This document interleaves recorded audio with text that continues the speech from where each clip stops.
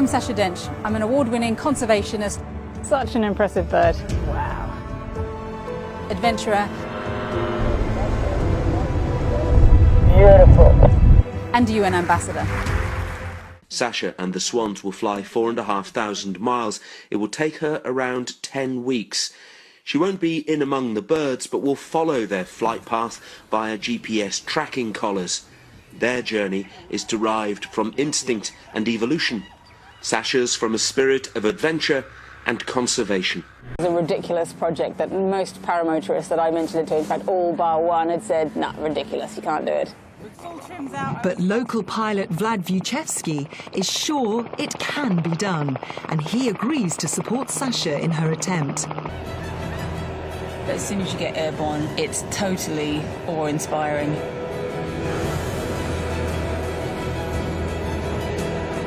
Although the swans fly on ahead, Sasha can experience the world as they do. We basically just flew 60 kilometres across some of the most beautiful landscape, nothing like I've ever really seen before. That was great. For a first leg of the expedition, that was fantastic. He's gone all the way.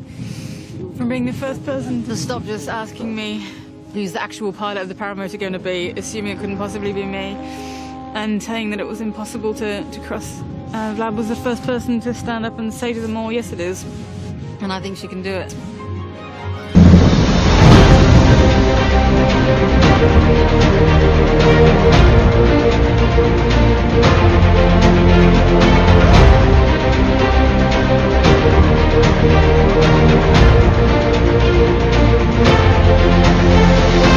This summer, I'll be taking on a record-breaking challenge, flying 3,000 miles on an electric-powered paramotor around the entire coast of Britain, landing to meet the people working hard to tackle the climate crisis.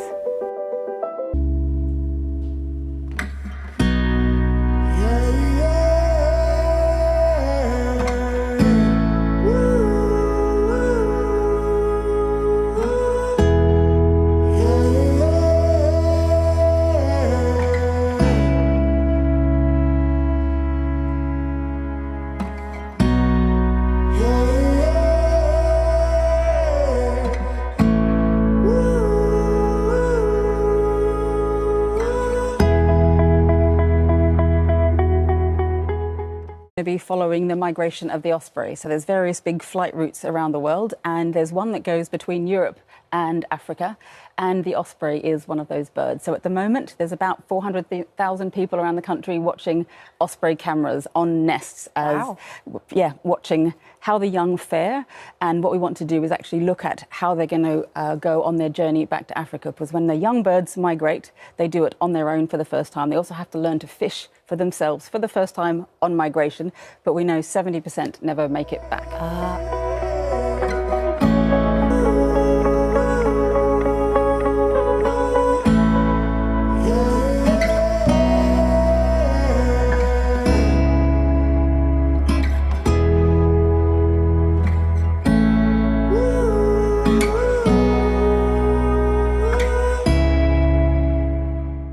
Hoping you can see behind me these huge flocks of birds that are using the updrafts coming off the sea and up these high cliffs which go down many stretches of this coast of Morocco. And this is invariably one of the ways that birds migrate between Europe and Africa. It's by saving a bit of energy, cruising those long distances, using these coastal updrafts. But yes, it's been a pretty spectacular afternoon watching them. What has inspired me most on this journey are the numbers of different communities, including communities with very little spare resources, offering to do their bit. The number of different people stepping up, their voices getting louder and louder and more joined up. What really gives me hope is that companies, industries that are potentially behind some of the threats to birds, have been willing to take our calls and hear our concerns.